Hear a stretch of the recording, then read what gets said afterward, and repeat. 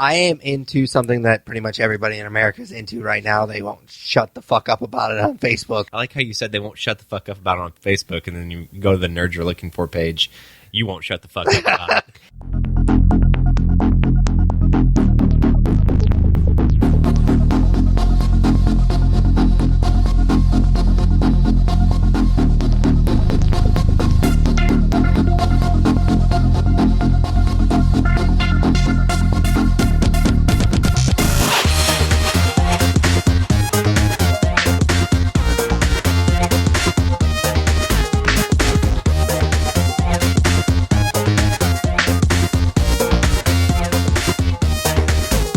Hey guys, welcome to another episode of the Nerd You're Looking For podcast, a weekly nerd culture podcast that discusses the culture through various segments.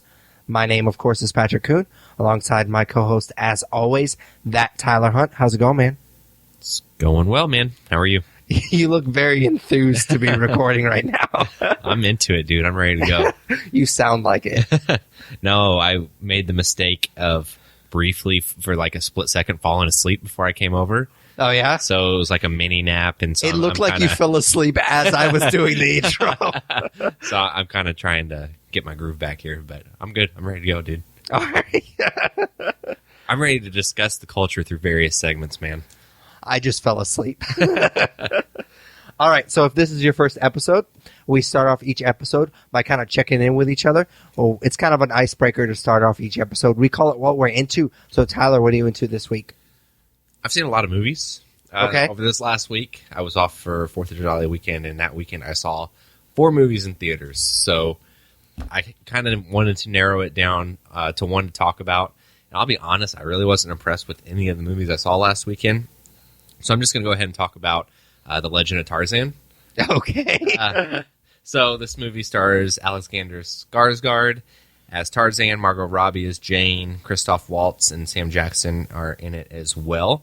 This takes place after the Tarzan story that we are all familiar with. Tarzan's living in London with Jane.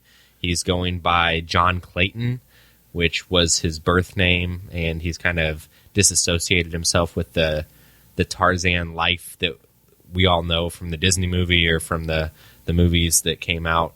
I think there was one in the 70s, and then, of course, there was the classic one that came out before that, and I don't know what year that was, but you get my point.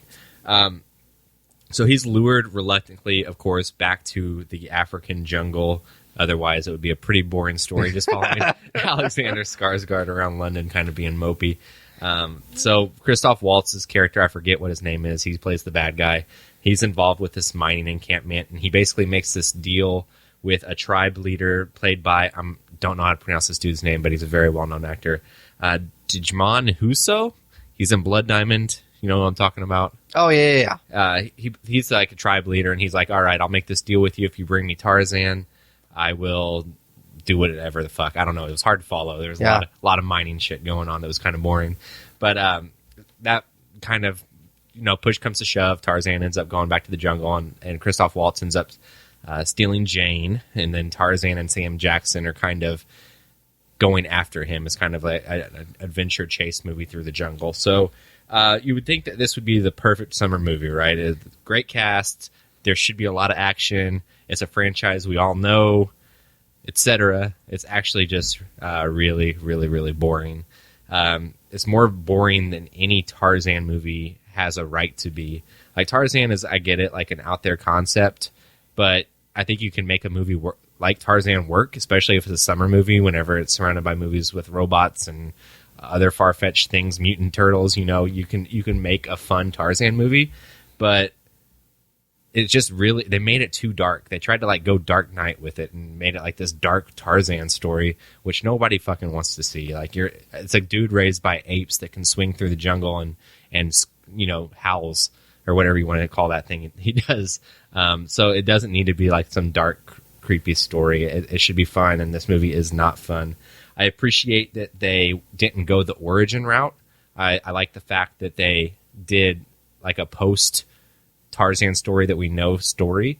But again, there's just no fun. There's a couple scenes with a little bit of humor, but there's not any humor. And I don't think that you can take yourself too seriously when you make a movie like this. I think you have to have some levity in there, and this movie doesn't have it. So it's not a bad movie. It's something that I might watch again down the road on Netflix or whatever. But I would definitely say that the filmmakers missed an opportunity with this movie, because if they would have added some fun to it, it could have probably made bank. Yeah, I honestly had very little desire to see this movie.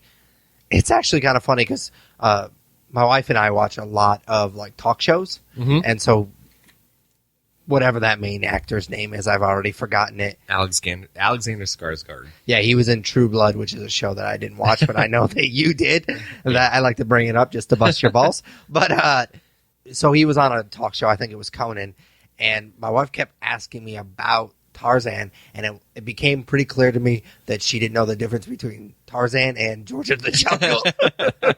So yeah, that happened. That's fair. And that was probably the most fun I'll ever have with this movie. Yeah, that's a good comparison. I mean, George of the Jungle is what, like it's kind of like the scary movie. Yeah, it's, pretty much. Yeah. Making fun of it. So yeah. Anyways, yeah, don't waste your time. Don't waste your movie pass on it, man. Go see something else. For sure. All right, man. What are you into?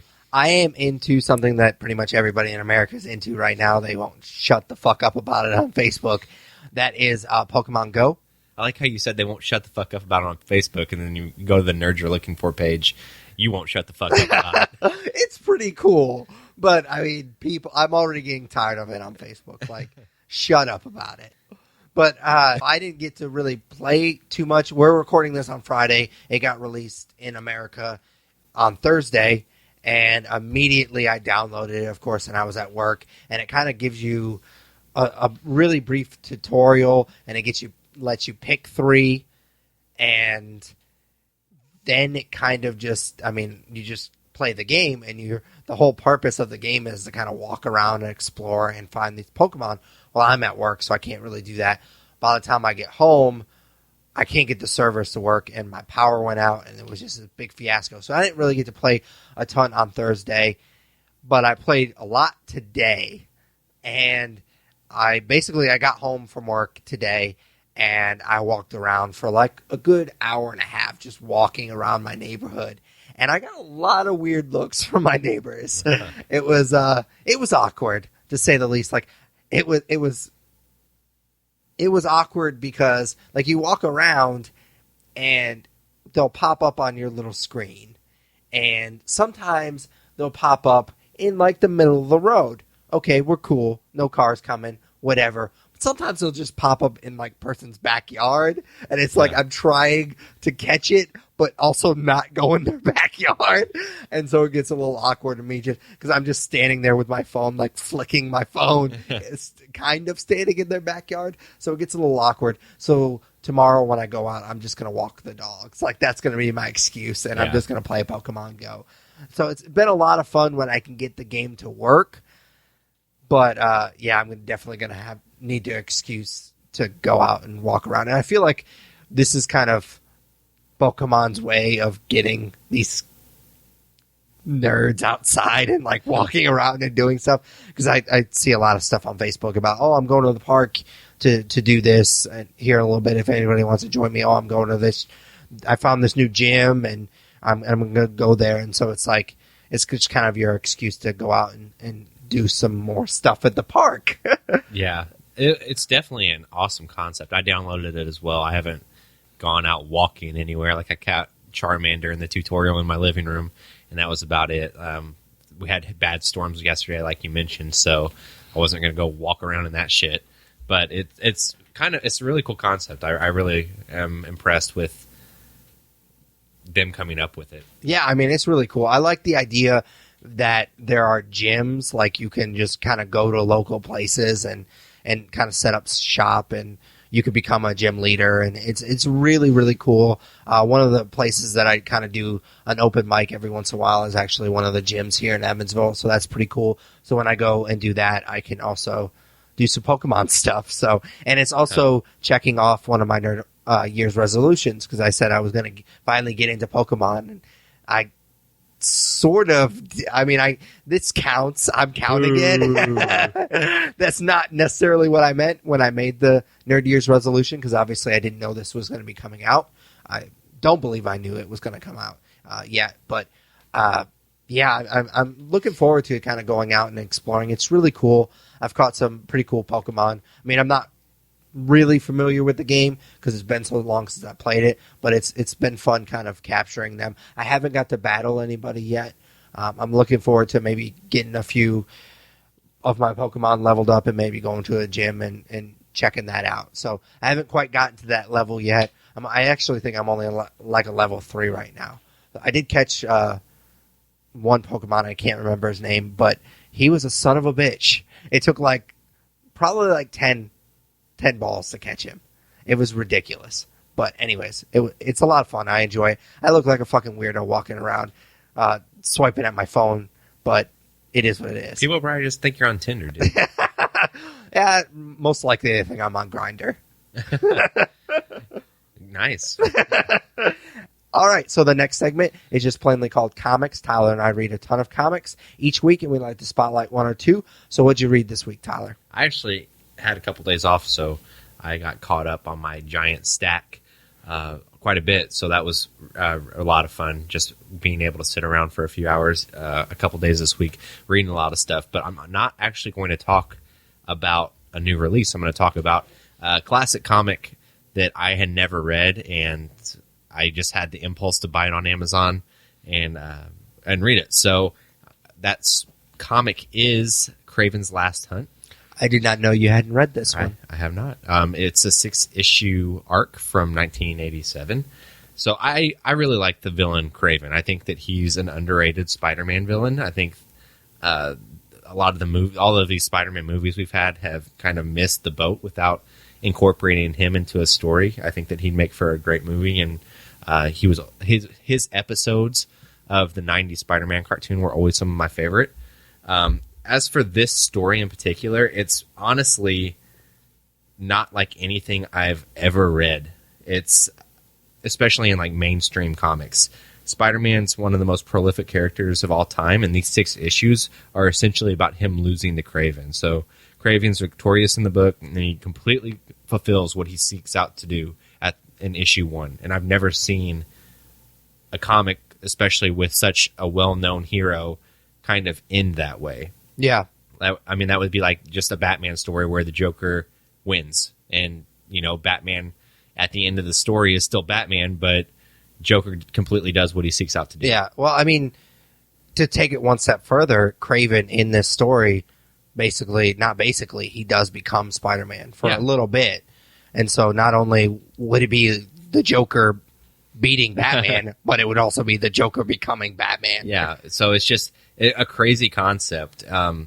This run, I mean, aside from the story being great, this run also has beautiful artwork. But, I mean, the story is just extremely strong. There's only one aspect of the 6 issues I did not like, and that is Vermin. Yep, I was hoping that you would bring that up. He's a super fucking lame spider villain, and throughout the story, it's mentioned that he's the one villain Spider-Man can never beat on his own, because the one time Spider-Man encountered him, Captain America helped him defeat him, and it's like, give me a fucking break. You're telling me that Spider-Man can take down the Green Goblin, but he can't take over Man-Rat over here? Yeah. That's fucking dumb. But, besides that, if you ignore that and just focus on Kraven and his arc, this is easily one of the best Spider-Man stories ever told, in my opinion. Like I said, I've never read anything quite like it, and definitely never anything that ends the way that this does. And I don't want to...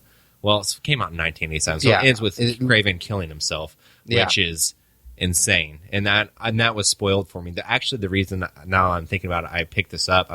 Kevin Smith? Yeah, Kevin Smith talked about it at Indie PopCon briefly, and I had downloaded that episode and re-listened to it, even though we saw it live, and I did not realize that this story ended that way, so I kind of was very intrigued into seeing how Kraven gets to that point, and I had no idea that throughout this arc, he basically does everything he seeks out to do, which is, he could have killed Spider-Man. Yep. And that's just insane to me. Yeah, I actually think that it sets the stage for a superior Spider-Man, really. I mean, if you think about it, it kind of, it fulfills that fantasy of what would happen if a villain became a hero. Like, what if he got to live in those shoes? And obviously that's exactly what happens in Superior Spider-Man, so it kind of sets the stage for that. I love the the relationship between Peter Parker and Mary Jane is really explored in this book, and that's one of my favorite aspects of the character is that relationship. Yeah. That's why I love the Gwen Stacy stuff, because obviously what happens to Gwen Stacy if it doesn't happen to her, Mary Jane and Peter Parker never become what they become later on, and that kind of sets the stage for their relationship, and I always appreciate stories that kind of dive into that relationship. So that's one of the reasons why I love this, but the Vermin stuff, as you mentioned, is really, really lame, and it kind of is a sore spot for me because I love the book a lot. I mean, I think it's, like you said, one of the greatest Spider-Man books ever written, but that is always kind of, it's a little bittersweet for me because of that. Yeah, for sure. All right, man, what did you read this week? I'm going to talk about two books really quick, one that I love and one that I really hate a lot, actually. I'm going to start off the one that I hate, and I know this is a book that you have given up on as well, and I'm probably going to give up on it. I can't imagine a world that I don't read a Punisher book, but it's coming to that. I'm going to talk about Punisher number 3. Just came out, I believe it was this past week. This book is a serious bummer. Yeah. It is a great character who I love, who had a great comic pre-Secret Wars. Obviously, he was great in Daredevil Season 2, as we reviewed a few episodes ago, so definitely check that out if you haven't already.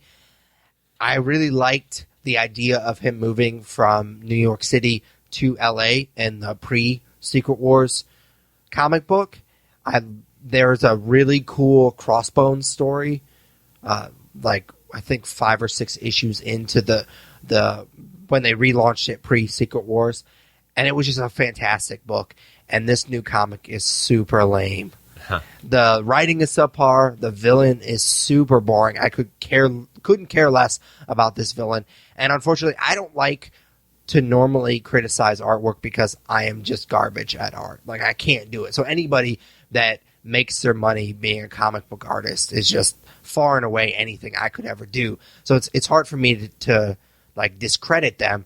But for me, the artwork itself is not bad. Like, they obviously know what they're doing, but the vision for the character and the vision for the environment, it's just really too clean cut for me. It's almost like bordering on a cartoon the way it's drawn.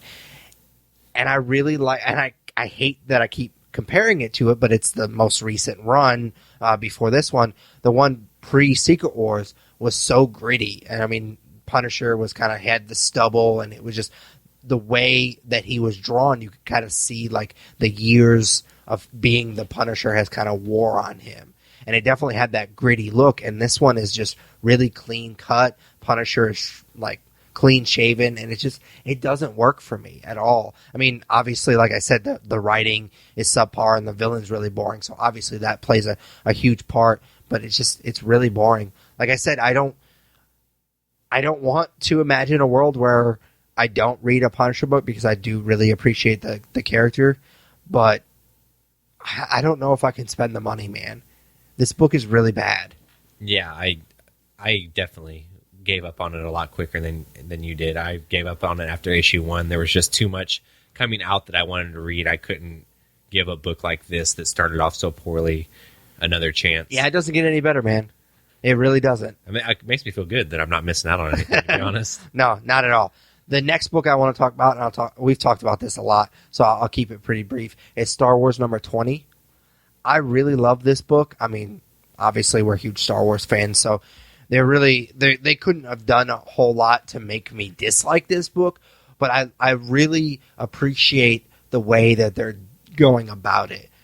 Because they kind of fit this story in between 2 movies, I was a little bit nervous, but I think they're doing a really great job of kind of mixing it up, because they're doing this thing, as you already know, Tyler, they're doing this thing where they kind of tell some story and then they go back to Obi-Wan's journals, and I think that's really fun. Like, it keeps it fresh. I like the fact that it keeps going back and forth because it fills in the gaps of some of the stuff between the trilogies, and I really like it.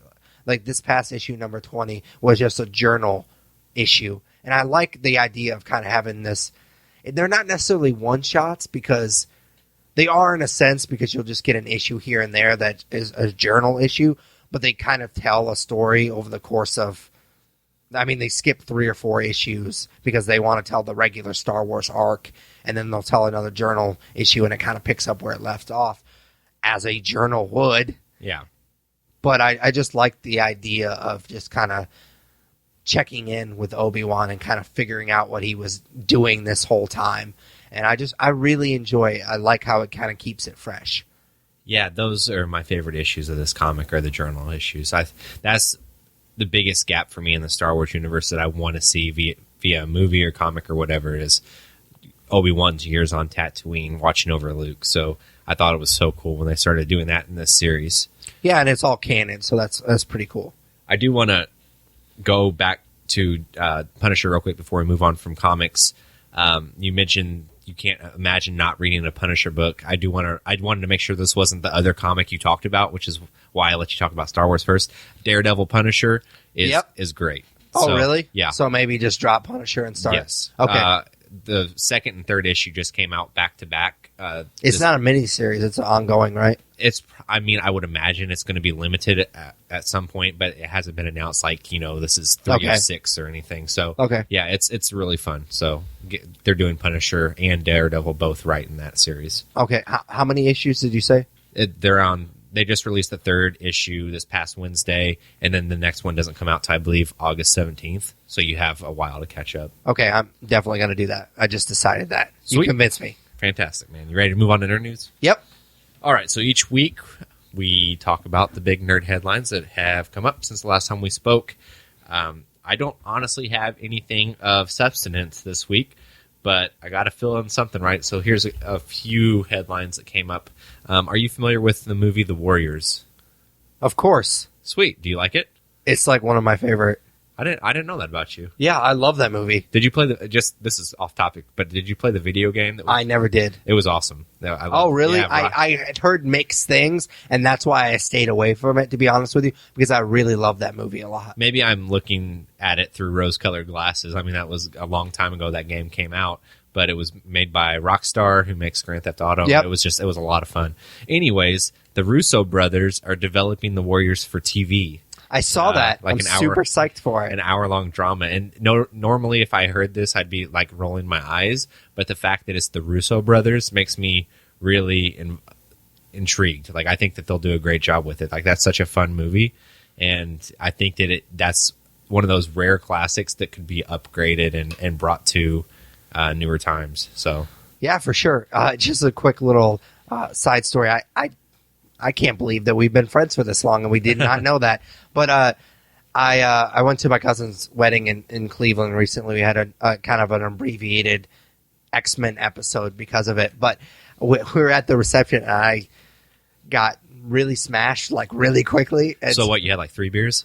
Oh, well, to do this story right, I actually had 5 because I put my fingers in the glasses and went clicking it together and doing the Warriors thing, which my parents, they like the movie. And so they thought it was funny like the first couple of times I did it, but I did it like 20 times.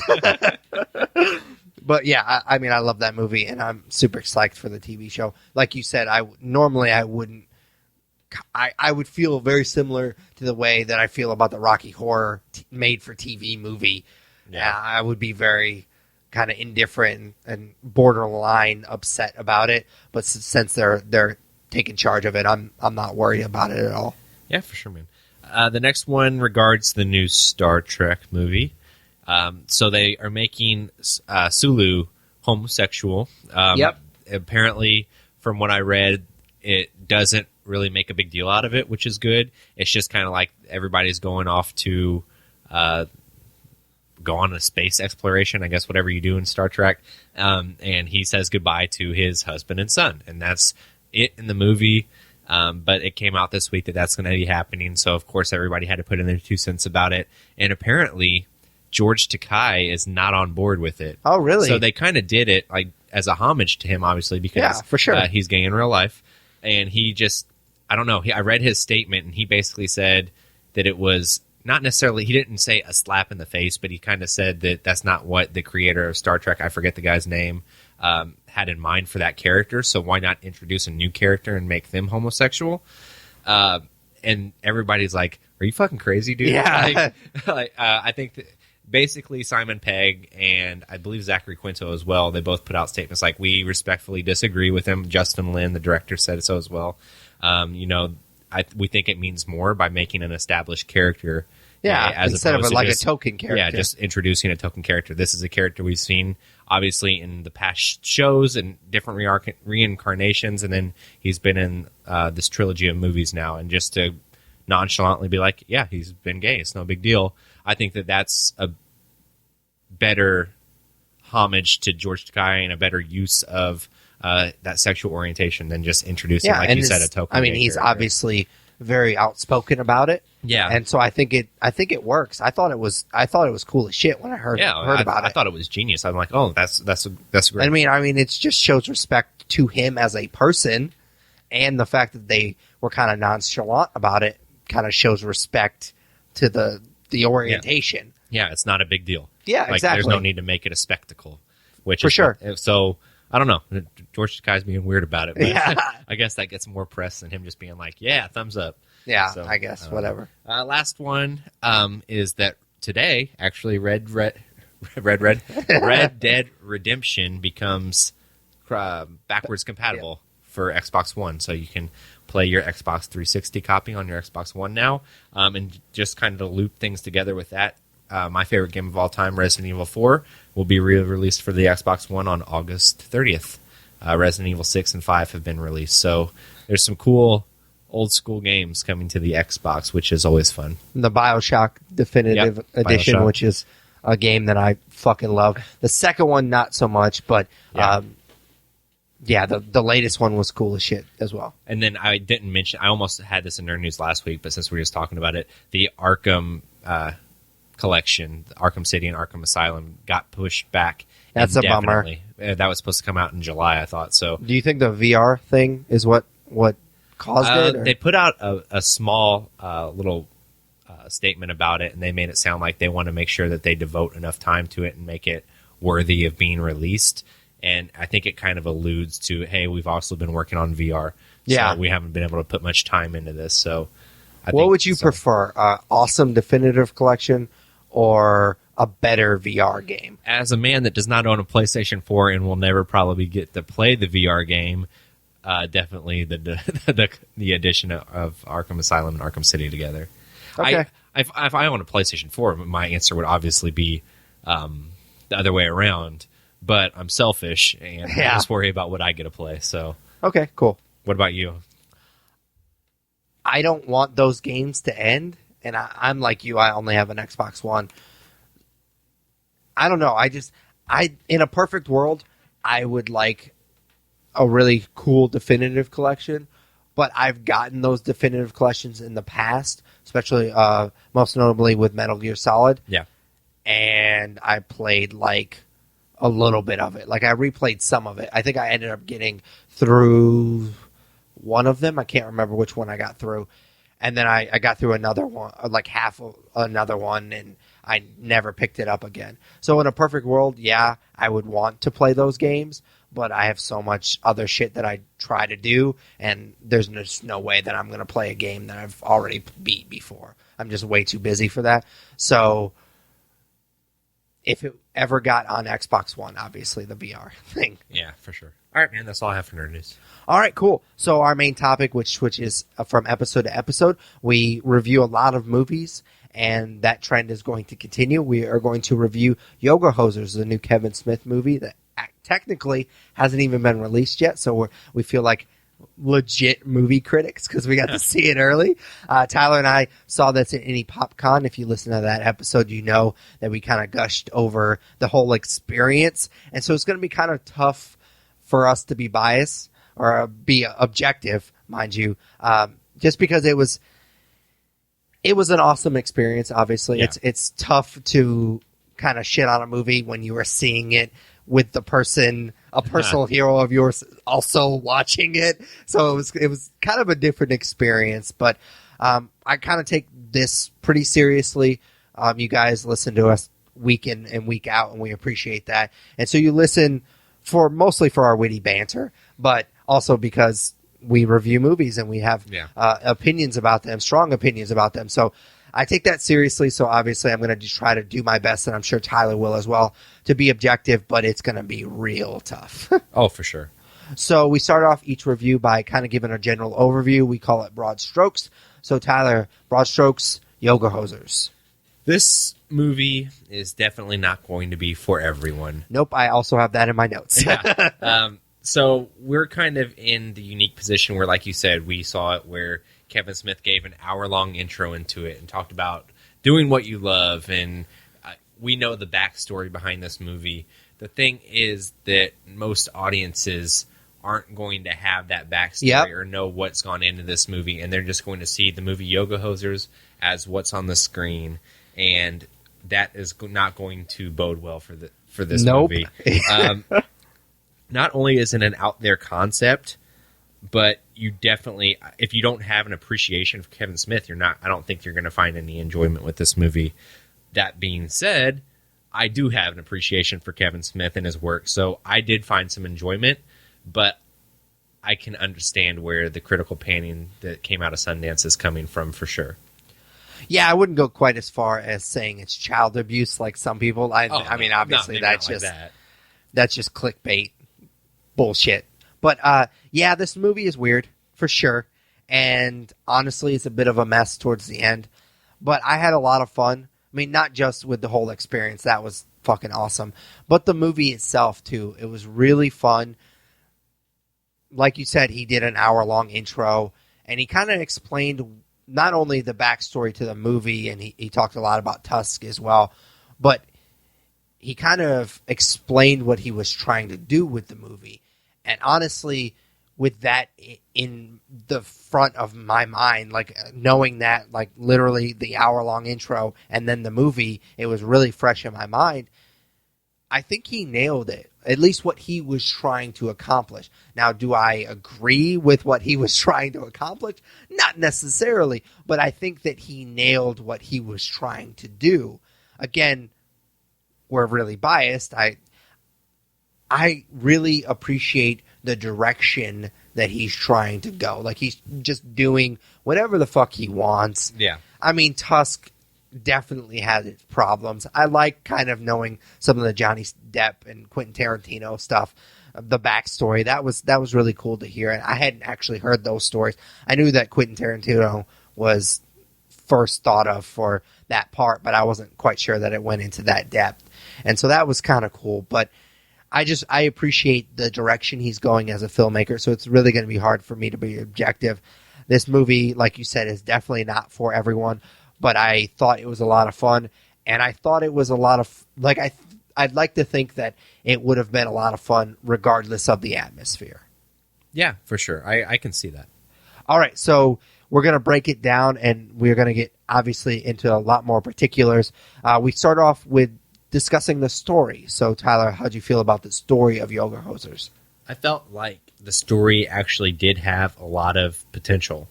I mean, we talked about what a crazy concept this is, but, you know, he's kind of liking this movie to Clueless meets Gremlins, and Gremlins is a crazy concept as well that works.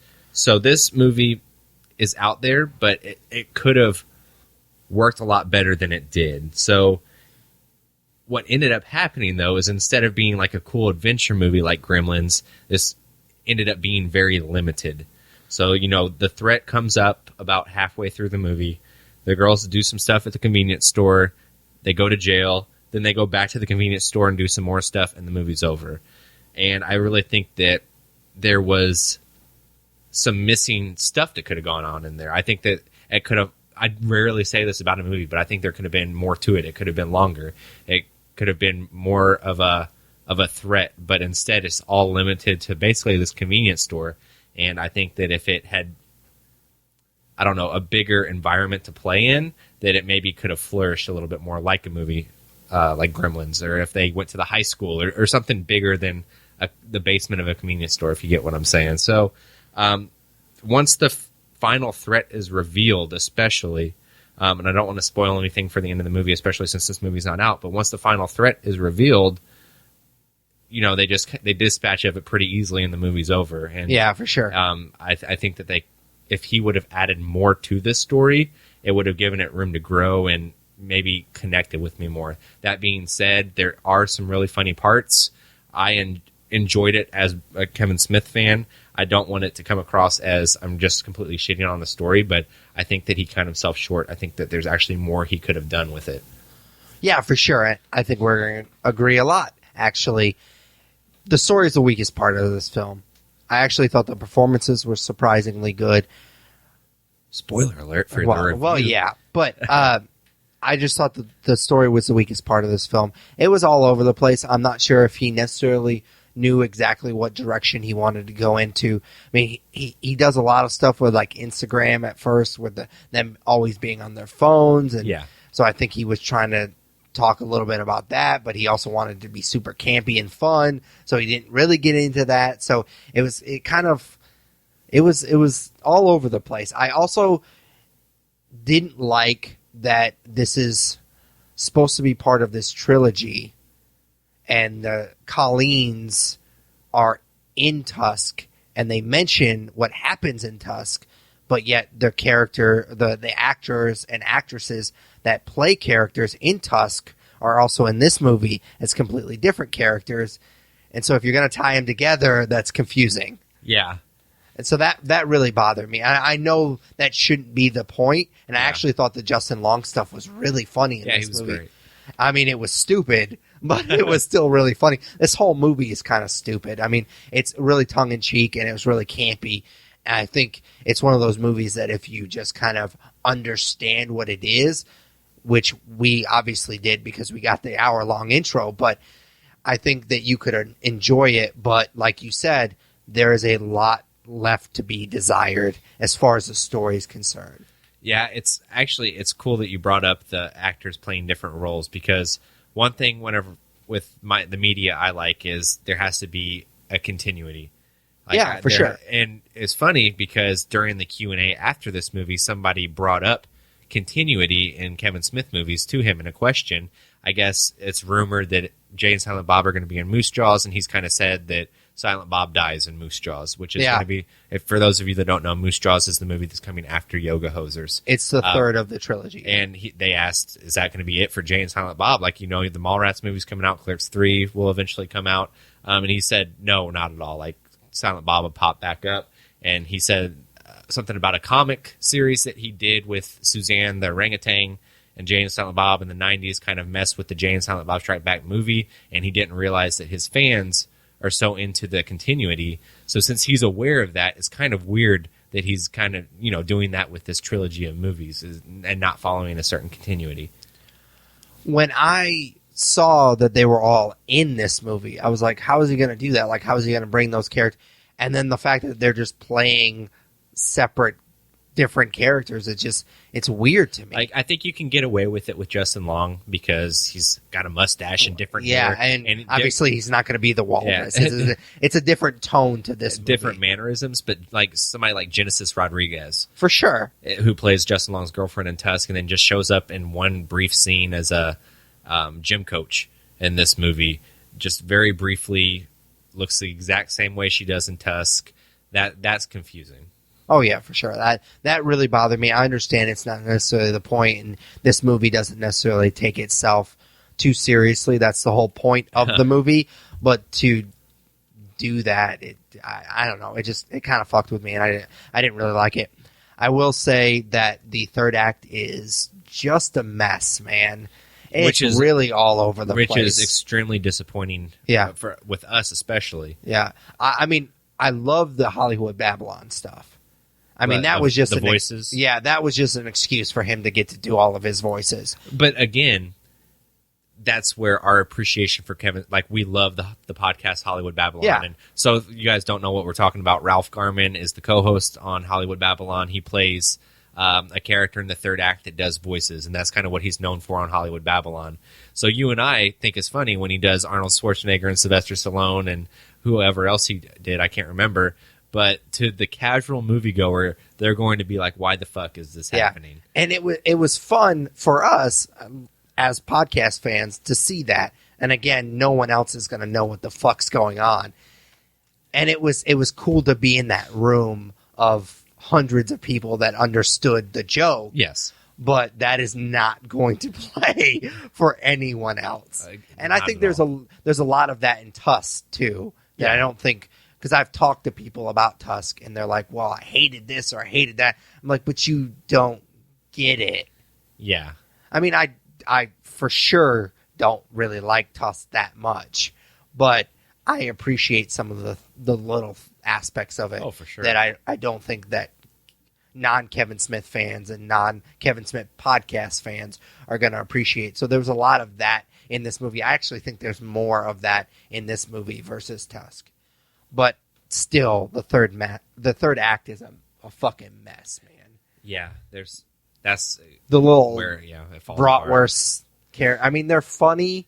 I think it's cool that he found a character that doesn't really have to talk that much, and it kind of just says nonsense things. I mean, obviously, being fans of the Hollywood Babylon podcast, like we just mentioned, you appreciate those little characters a little bit more because they do German characters on the podcast. So that was kind of cool.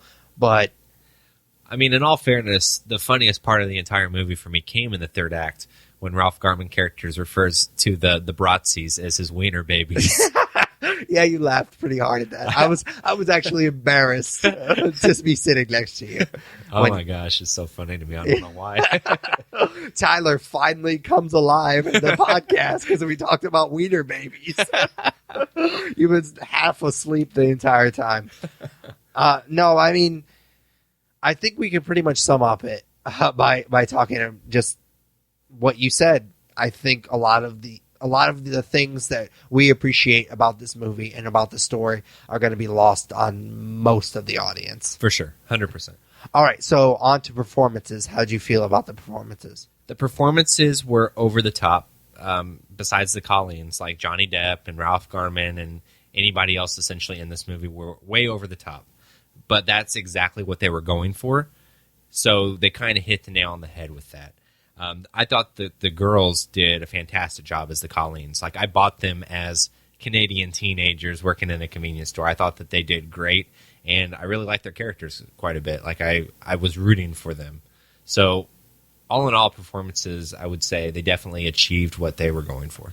Yeah, it was surprising how good they were, considering this is really their first movie. I mean, obviously they're in Tusk, but they're barely in Tusk. Yeah. And I was kind of nervous actually going into this movie because they were good in Tusk, but they were good because it was a very, very small dose. Yeah. And the fact that they literally have to carry this movie, and they did. I thought they were fantastic in it. Like you said, you buy that there are these two Canadian girls that are obsessed with their phones. The rock star stuff was a little bit too much for me. Really? I downloaded the soundtrack. Really? And I love it. I thought that was almost where they... Like, I listened to their... I forget what the song is. It's the Anthrax song that they sing at the beginning. I've listened to that over and over. Really? And the way they deliver it and they kind of mess with the lyrics and they play off of each other, I think that's some of the more compelling performances they did the entire movie. I thought it was funny. It felt so natural. Out of place. It was definitely, like, especially Adam Brody shows up as their drummer in like two or three scenes, and he's barely in the movie, which is weird. He does have some funny stuff as well, but I don't know. It might be kind of out of place, but their banter back and forth during that performance, especially listening to it in my car as I just drive around, is really good, man. I don't know if that's because they had sang it previously as kids together, like Kevin Smith talked about that in one of the stories he told, but the banter, they played off each other extremely well. Yeah, I thought they were great. I thought Kevin Conroy was awesome. Yeah, that was a good scene. The 15 seconds he's in that movie, I thought that was pretty cool. The fact that he could even get him to do that, I thought that was really cool. I mean, obviously that's for us. Oh, for sure. As nerds. No one else is going to know that was half the audience that goes to see this movie isn't going to know who that guy is and what the significance of him calling that kid Robin is. Yeah. I love this. Well, I mean, I was going to say subtle, but most of it's not so subtle. References to Clerks, obviously. Yeah. Not supposed to be here today, and all that stuff was great.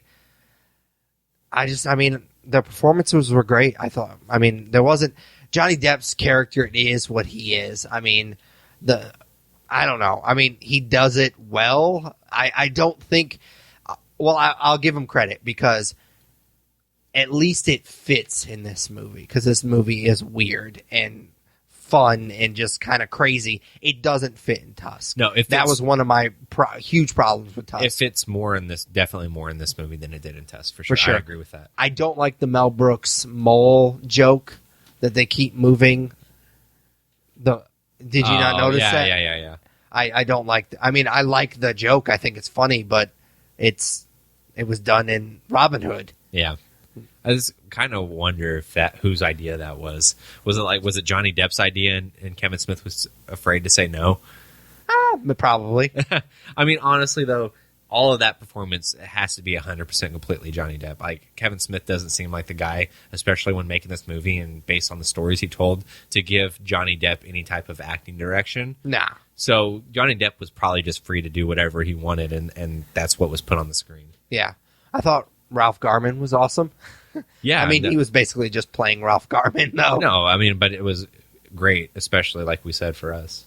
Yeah, for sure. So the last thing that I want to talk about, and there's not a ton of action in this movie, but I thought we would mention it because does definitely have that Gremlins type of feel. I mean, it's definitely low budget action, but there is some action involved in this movie. So what do you feel about the action? I thought that the initial Bratzi scene in the convenience store was fun. The special effects are super cheap in that scene, but you kind of have to look the other way with that, especially with a movie like this.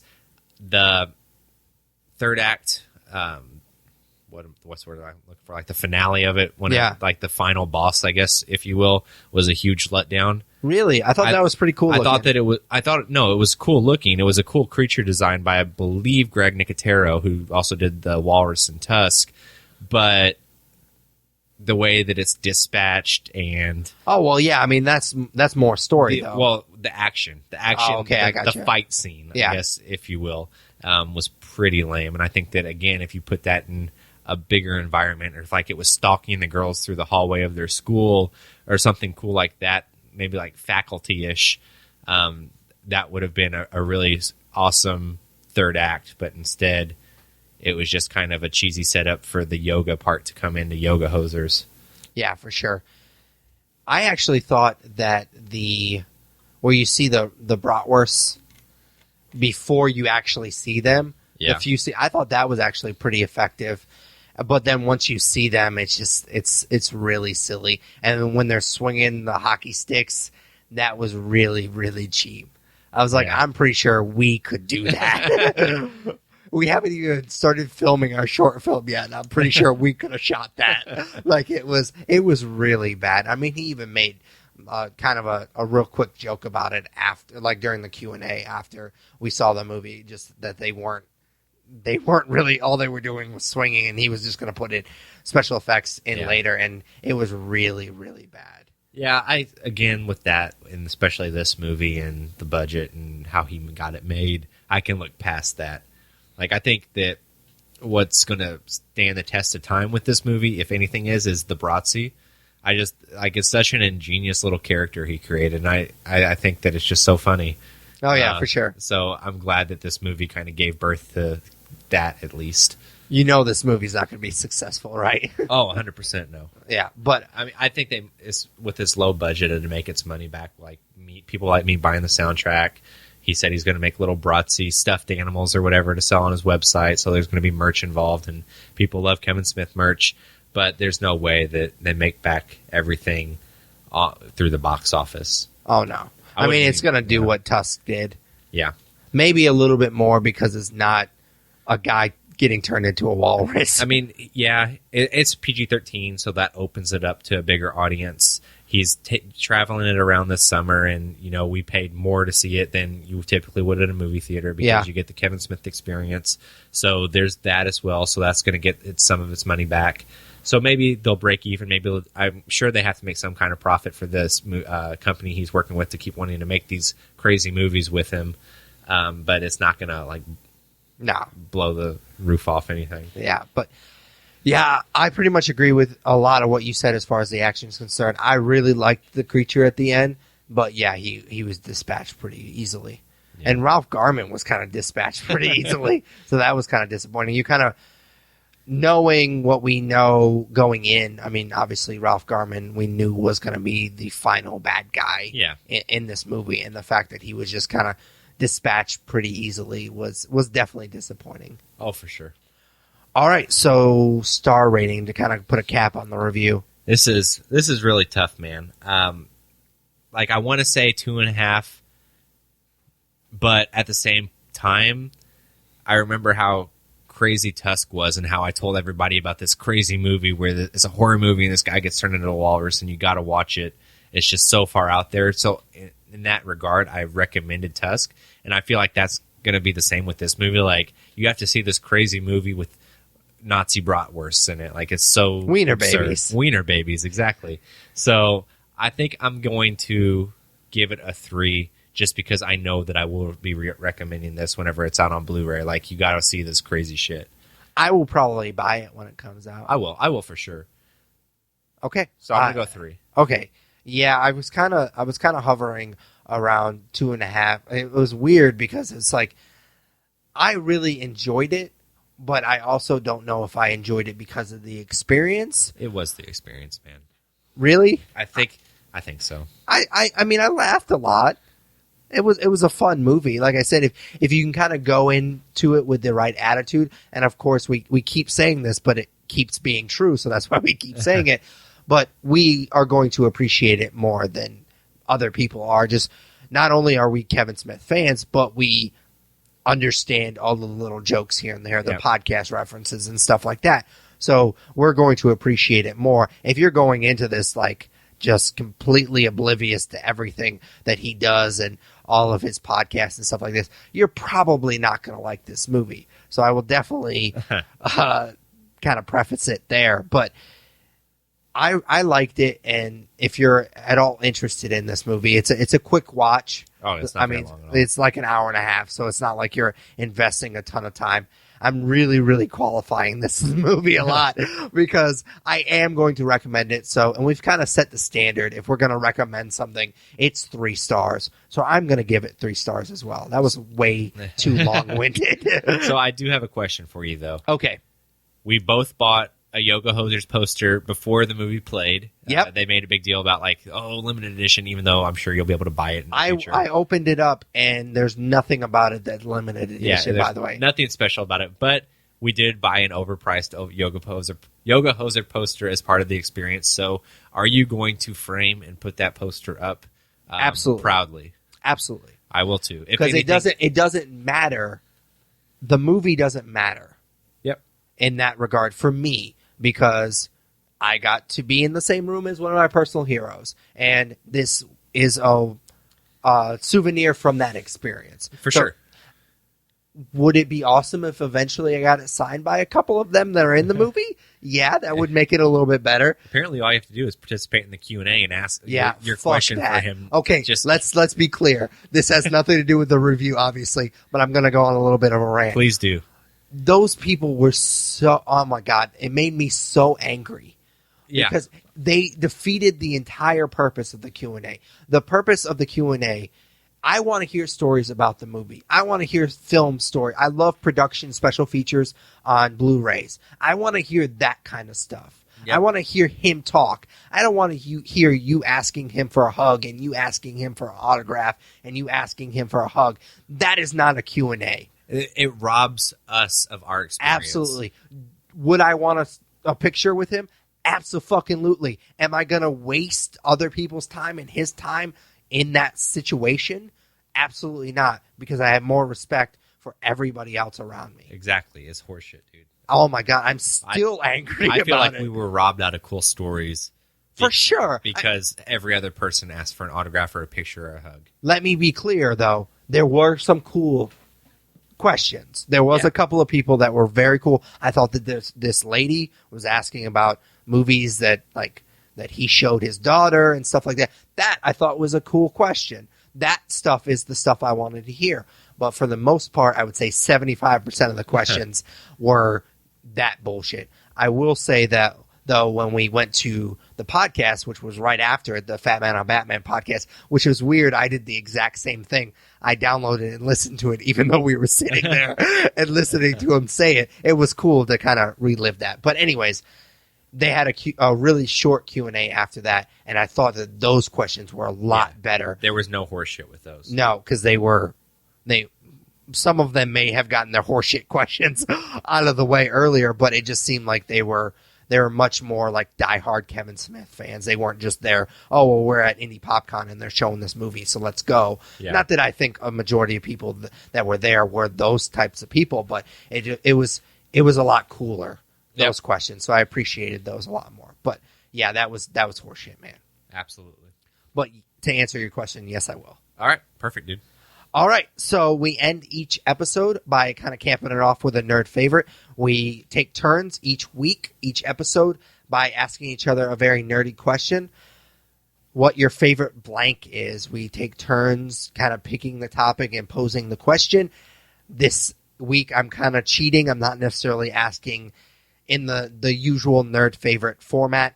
We just talked about Red Dead Redemption getting backwards compatibility, and so I thought it would be kind of a cool, timely question to ask. What Xbox 360 game would you like to see become backwards compatible on Xbox One? I will go ahead and start, and to kind of give you time to think of your answer.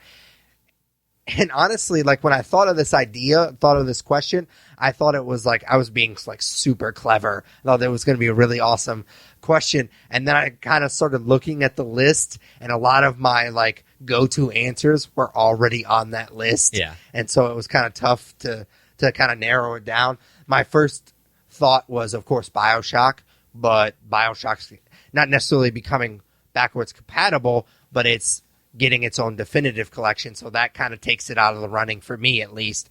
And so one that kind of jumped out at me, and I was surprised that it isn't already part of that list, is Marvel vs. Capcom. To keep it in order of like Xbox 360, I guess technically it would be Marvel vs. Capcom 3, but I love those games. Those games were so much fun. I'm a huge fan of fighting games. I love Mortal Kombat. I liked the fact that they were pretty simple. Like the controls were really simple, so you could pick it up and just kind of be good at it, which obviously led to a lot of button mashing. But that's beside the point. I liked that concept of it being pretty simple because it's about the characters. You wanna be able to pick up this game and be able to play as your favorite character and be good with your favorite character right off the bat. So that's what I really loved. I loved playing as Spider-Man. I loved playing as Deadpool, which I don't know if he was always maybe he was the Ultimate Edition. I don't remember exactly, because they had Marvel vs. Capcom 3, and then they came out with a Ultimate Marvel vs. Capcom 3. It was weird. I don't remember which one was Deadpool was on, but that was cool because he wasn't as popular as he is now, and so I liked playing as him as well. They were just fun games. I mean, they're just your typical fighting games, but they were a lot of characters that I love. More of the Marvel side than the Capcom, because I was never really a Street Fighter guy, and a lot of those characters are the kind of the mainstays on the Capcom side of this game. But I love the game because I love the Marvel characters and being able to fight with them. The same reason that I love Injustice. Cool, man. Yeah, I played one of the Marvel Capcom games on PlayStation 2, and it was a lot of fun. I'm going to actually go a different route, though. I'm going to go with Skyrim. Okay. Because this is a game I did not get to play on Xbox 360. I remember I bought it, and I just never got around to playing it, and I ended up selling it because it was such a huge investment, and Xbox One was getting ready to come out, and I never had the time for it. And this is rumored to have backwards compatibility coming out soon, and I hope it does because it's such a big game that people love, and I really want to dive into it. Very cool. That is also a game that I never played because I was never big into the Elder Scrolls games. I played Morrowind. Is that what it's called? Yeah. And I played it for like 2 hours, and I couldn't figure it out, and I hated it, and I kept dying, and so I was like, fuck this game, and so I never really got into it. I almost bought the new one online. I think that's what it is. Yeah. The online one.